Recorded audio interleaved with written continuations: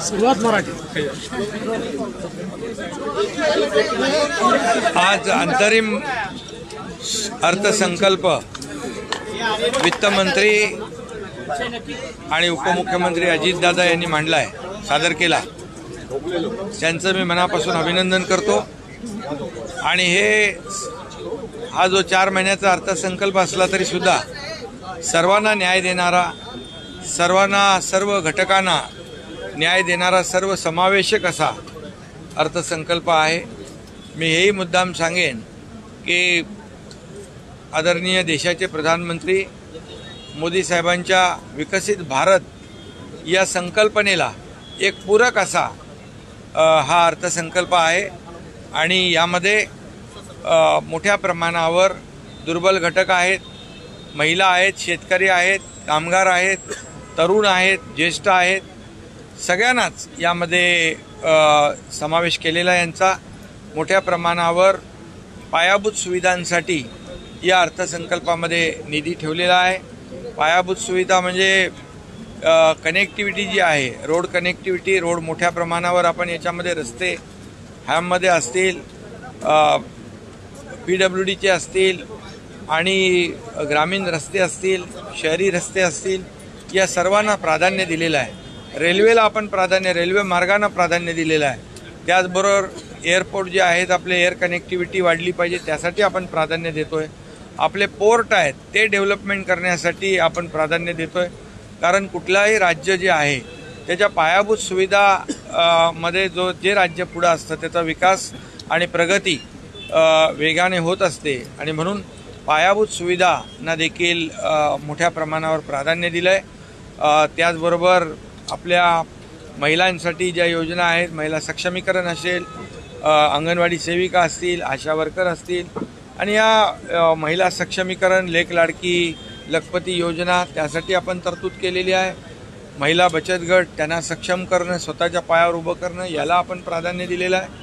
आणि एकंदरीत यामध्ये सिंचन आहे, शेतकऱ्यांसाठी जलसंपदा विभागासाठी मोठ्या प्रमाणावर आर्थिक तरतूद केलेली आहे। दुष्काळग्रस्त जे भाग आहेत त्यांच्यासाठी देखील मोठ्या प्रमाणावर आपण यामध्ये तरतूद केली आहे, संभावित सगळ्या गरजा लक्षात घेऊन। आणि शेतकऱ्यांना देखील आपण वेळोवेळी जे काही नैसर्गिक संकटाला सामना करावा लागतोय यासाठी देखील शेतकऱ्यांसाठी आज आपण या अर्थसंकल्पात देखील तरतूद केलेली आहे। जसं नमो सन्मान शेतकरी योजना जी आहे तशीच आपल्या सरकारने देखील 6,000 केंद्राचे आहेत, तसे 6,000 रुपये आपण आपले देखील त्याच्यामध्ये टाकलेत। मला वाटतं उद्या आपलं ते 2 हप्ते देखील आपण शेतकऱ्यांच्या खात्यावर थेट जमा करणार आहोत। यामध्ये पीक विम्याचा देखील आपण हे केलं। मुख्यमंत्री सौर ऊर्जा जी आहे त्याला आपण प्राधान्य दिलेलं आहे। आणि एकंदरीत जी काही तीर्थस्थळं आहेत, गडकोट किल्ले आहेत, आपली संस्कृती आहे, आपली परंपरा आहे, यांना देखील आपण या अर्थसंकल्पामध्ये प्राधान्य दिलेलं आहे। मोठ्या प्रमाणावर पर्यटन स्थळांना चालना देण्यासाठी त्याच्यासाठी तरतूद आपण केलेली आहे। मी सर्व डिटेलमध्ये जात नाही, परंतु एकंदरीत जे सर्वसमावेशक, सर्व घटकांना न्याय देणारा हा अर्थसंकल्प या ठिकाणी या 4 महिन्याचा आहे। आणि या नागरिकांना, या महाराष्ट्रातल्या जनतेला याचा नक्की फायदा होईल। त्याचबरोबर आपण अयोध्या आणि श्रीनगर या ठिकाणी महाराष्ट्र भवन देखील बांधतोय। आपले हजारो लाखो लोक जातात। आज अयोध्यामध्ये राम मंदिर झालंय आणि त्या दृष्टीने आणि त्यामध्ये खूप मोठ्या प्रमाणावर आपल्या रामभक्तांना देखील फायदा होईल। करोडो रामभक्तांचं स्वप्न आदरणीय मोदी साहेबांनी पूर्ण केलेलं आहे। आणि म्हणून या सगळ्याच बाबी लक्षात घेऊन आपल्या स्पोर्ट्स जो आहे खेळ, त्यांना देखील आपण जे खेळाडू आहेत आपल्यामध्ये, खेळाडूंमध्ये खूप चांगलं टॅलेंट आहे, पोटेन्शियल आहे, परंतु त्याला मदत पाहिजे, प्लॅटफॉर्म पाहिजे।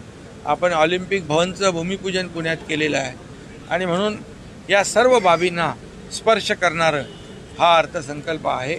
सर्वसमावेशक या राज्यातल्या प्रत्येक घटकाला न्याय देणारा हा अर्थसंकल्प 4 महिन्याचा असला तरी सुद्धा तो मांडलेला आहे. म्हणून मी पुन्हा एकदा वित्तमंत्री महोदयांचं अभिनंदन करतो आणि आमचे दुसरे उपमुख्यमंत्री देवेंद्रजी त्यांचंही अभिनंदन करतो. एक सरकारने एक सर्वसमावेशक असा अर्थसंकल्प सादर केलेला आहे. उद्धव ठाकरे म्हणाले हा इंटरिम बजेट नव्हता तर तो पूर्ण बजेट आणि घोषणांचा पाऊस होता. म्हणजे आता निवडणुका समोर आहेत म्हणून बजेट करायचं नाही आणि त्यांना विरोधी पक्षाला दुसरं काय. ज्यावेळेस त्यांच्या सरकारमध्ये होतो आम्ही दोघं, मी त्याचा अर्थसंकल्प केला की ते माझं कौतुक करायचे, फार छान आहे फार छान आहे. आता मी इकडे म्हणून ते म्हणतात तसं, त्याला काय अर्थ नाही. महत्वाचं म्हणजे उद्धवजींनी स्पष्टपणे केंद्रीय अर्थमंत्र्यांच्या समोर एका कार्यक्रमात सांगितलं, प्रांजळपणे सांगितलं, मला बजेट वगैरे मधलं काहीच कळत नाही, त्याच्यामुळे मी काही त्याच्यावर बोलू शकत नाही. त्यामुळे ते लक्षातच येतं. जयंत पाटील यांनी असं म्हटलेलं आहे की या बजेटमध्ये पुरवण्या मागण्या हे अधिक होत्या आणि बजेट हे कमी होतं, पुरवण्या मागण्यांचं अधिक वित्तीय तूट. मी तुम्हाला माझं अर्थसंकल्पाचा शेवट करत असताना काय सांगितलं, विरोधकांच्याकडनं दुसरी अपेक्षा काय करणार ते तसंच बोलणार. ज्या पद्धतीने गेल्या 1.5-2 वर्षामध्ये या राज्यामध्ये जी कामं सुरू आहे, जी कामं जे प्रकल्प बंद पाडले होते, बंद होते, हे सगळे कामांना आम्ही एवढ्या मोठ्या प्रमाणावर चालना दिली आहे. जसं अटल सेतू, आज समृद्धी हायवे, मेट्रोची कामं जोरात सुरू आहेत, कोस्टल हायवेचं काम सुरू आहे. सगळ्या राज्यभरामध्ये एवढ्या मोठ्या प्रमाणावर पायाभूत सुविधा कामं सुरू आहेत की राज्य आपलं पायाभूत सुविधांमध्ये नंबर 1 आहे देशामध्ये. त्यामुळे त्यांना आता काय ते दुसरं बोलणार काय. त्यामुळे त्यांना विरोधी पक्षाला विरोधात बोलायची जी काही त्यांची पद्धत आहे ते अवलंबत आहेत. परंतु आम्ही त्या विरोधाला किंवा आरोपाने उत्तर देणार नाही. आम्ही कामातून उत्तर देऊ. म्हणून हे कामं दिसत आहेत आणि त्यामुळे त्यांच्या पायाखालची वाळू सरकलेली आहे. मुख्यमंत्री जी आज का बजट किस तरीके से था और अयोध्या और श्रीनगर में भी महाराष्ट्र सदन बनाने की आज घोषणा हुई, किस तरीके से बजट था और विपक्ष चुनावी बजट कह रहा है. चुनावी बजट कह रहा है. देखो क्या है, अयोध्या में करोड़ों राम भक्तों का सपना मोदी जी ने पूरा किया. बाला साहब ठाकरे जी का भी सपना था, वो मोदी जी ने पूरा किया. कई लोग बोलते थे मंदिर वही बनाएंगे, तारीख नहीं बताएंगे, ऐसे मजाक करते थे, लेकिन मंदिर भी बना दिया, उसका उद्घाटन भी हो गया. अभी वहाँ जाने वाले जो महाराष्ट्र के लोग हैं उनको वहाँ व्यवस्था चाहिए, इसलिए हमने मांग की योगी जी से और जमीन मिल गई. महाराष्ट्र भवन भी हो जाएगा और राम भक्तों के लिए बहुत ही उनको दिलासा मिलेगा. जब एसआईटी की बात होती है तो खासकर विपक्ष कहने लगता है कि आप ही जाके मिलते थे उनसे, जलांगे पाटिल से, तो ऐसे में विपक्ष की बात आई कहां से. बजट देखो, मैंने पहले ही कहा कि ये बजट जो है ये सर्वसमावेशक है, सर्वस्पर्शी है. इसमें दुर्बल घटक भी है, हमारा किसान भी है, कामगार भी है, माता बहनें भी है, युवा भी है और सीनियर सिटीजन भी है. सभी लोगों को उसमें शामिल किया है. और इसके बावजूद यहाँ पर जो इंफ्रा प्रोजेक्ट है उसको भी बढ़ावा दिया है.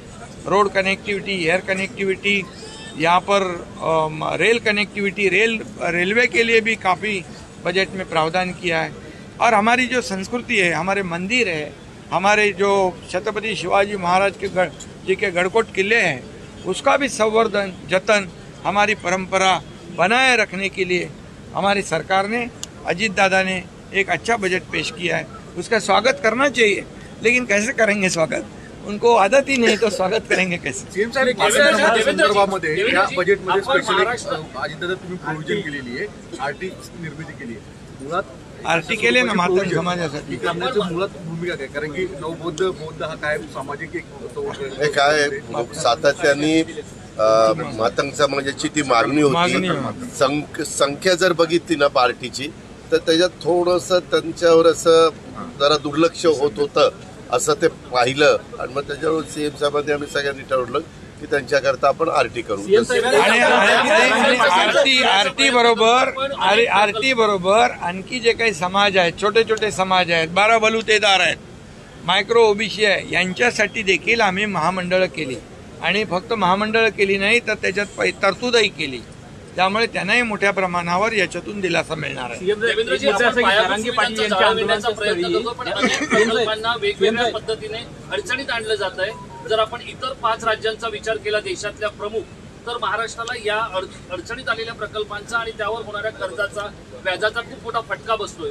याच्याकडे आपण कसं पाहतो? नाही, मला असं बिलकुल वाटत नाही. इनफॅक्ट आपण जर बघितलं तर सर्वाधिक पायाभूत सुविधांचे प्रकल्प महाराष्ट्रात आहेत आणि महाराष्ट्रामध्ये एक जर मुंबई गोवा हायवे आपण जर सोडला तर इतर सगळे प्रकल्प आम्ही वेळेत किंवा वेळेच्या आधी पूर्ण करतो, रेकॉर्ड स्पीडने पूर्ण करतो. समृद्धी महामार्ग एक उदाहरण आहे की देशामध्ये इतक्या वेगानं लँड ॲक्विजिशनपासून रस्ता पूर्ण होण्यापर्यंत कुठेच हे झालेलं नाही आहे. मुंबई गोव्यामधल्या अडचणी आपल्याला माहिती आहेत, पण तोही आम्ही आता लवकरच पूर्ण करणार. जरांगे पाटील यांच्या आंदोलन स्थळावरून मंडप वगैरे काढायचं प्रशासनाने कामकाज सुरू केले, काय आव्हान करणार की त्यांनी आता आंदोलन जवळपास साखळी उपोषण सुरू केले? नाही, खरं म्हणजे राज्य सरकारने मराठा समाजासाठी जे देय आरक्षण होतं टिकणारं, कायद्याच्या चौकटीत बसणारं, ते दिलेलं आहे 10%. कुणबी प्रमाणपत्र नोंदी ज्या जुन्या आहेत ते शोधून तेही देण्याचं काम सुरू आहे. मराठा समाजाला ज्या ज्या सुविधा पाहिजे त्या देण्याचा निर्णय सरकारने घेतलाय. ओबीसी समाजाला धक्का न लावता, इतर समाजावर अन्याय न करता, हे आम्ही वारंवार सांगतोय. सरकारची भूमिका अतिशय स्पष्ट आहे आणि कालही स्पष्ट होती, आजही स्पष्ट आहे, उद्याही स्पष्ट आहे, राहणार आहे. कारण मराठा समाजाला आतापर्यंत ज्यांना संधी होती त्यांनी ती संधी दवडली. त्या मराठा समाजाला न्याय दिला नाही. मराठा समाजावर खूप मोठे लोक मोठे झाले राजकीय, परंतु मराठा समाज वंचित राहिला. परंतु ह्याच मराठा समाजाला जेव्हा देवेंद्रजी मुख्यमंत्री होते तेव्हा पहिल्यांदा, इतक्या वर्षातून पहिल्यांदा आरक्षण देण्याचा निर्णय झाला. हायकोर्टामध्ये ते टिकवलं. दुर्दैवाने सरकार गेल्यानंतर, सरकार बदलल्यावर सुप्रीम कोर्टामध्ये ते रद्द झालं. पण आम्ही यावेळेस देताना सुप्रीम कोर्टाने ज्या जे निरीक्षण, ज्या ज्या त्रुटी नोंदवलेल्या आहेत, मराठा समाज सोशली एज्युकेशनली बॅकवर्ड कसा आहे हे सर्व पटवून त्याचा सर्वे केला आहे. फक्त सॅम्पल सर्वे नाही तर एक्सटेन्सिव्ह सर्वे केला आहे, डिटेल सर्वे केलेला आहे. 4 लाख लोक काम करत होते आणि म्हणून हे आरक्षण टिकणार आहे. आणि म्हणून विरोधकांना देखील मी सांगू इच्छितो, आताच आरक्षण दिलंय, आताच GR काढलाय, तुम्ही आताच टिकणार नाही. कुठल्या आधारावर म्हणता? का टिकणार नाही याची कारणं तरी द्या, आणि का टिकणार याची कारणं आमच्याकडे आहे. त्यामुळे मला वाटतं आता आंदोलनकर्त्यांनी हे आंदोलन कशासाठी केलं होतं? मराठा समाजाला आरक्षण देण्यासाठी. ते तर सरकारने दिलेलं आहे. सरकार प्रत्येक गोष्ट जी आहे ते करते आहे आणि मला वाटतं आता हे आंदोलन करण्याची आवश्यकता कुणालाही नाही, अशा प्रकारचं काम राज्य सरकारने केलेलं आहे.